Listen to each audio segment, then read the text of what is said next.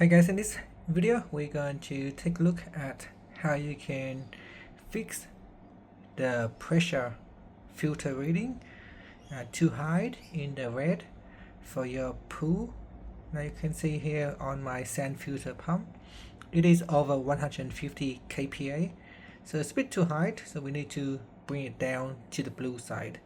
Okay, so what you need to do is on your pump we need to turn off. So make sure it is turned off. Set your chlorinator to off. Set your pump to the off position. Okay, on this filter here we're going to turn it to backwash, and then we're going to menu start. And we'll let this run for 2 minutes to 3 minutes. Okay, so the aim is to bring this one down to the blue section. After a few minutes you can switch it off. Okay, after what you want to also do is to move it to rinse and then let it run for around 60 seconds. So here we move to rinse and we start.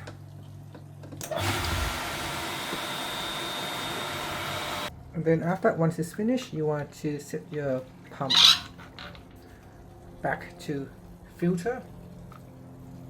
At this point you want to check your filter reading to see if it drop back down. If it still does not drop back down, then you want to check the skimmer basket to make sure it is not clogged. So you open up and check inside. If there's stuff inside you need to clean it, as well as the skimmer outside on the pool as well. Okay, so we go outside, we want to check everything is connected. Here on here you want to check nothing is, check the skimmer to make sure nothing is blocking.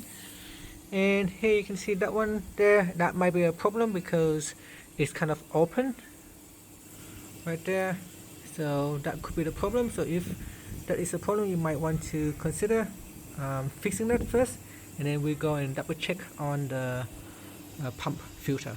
Okay, so after you have done all that and the reading is still high, then it could be that the sand filter is dirty and you need to replace the sand filter inside right here.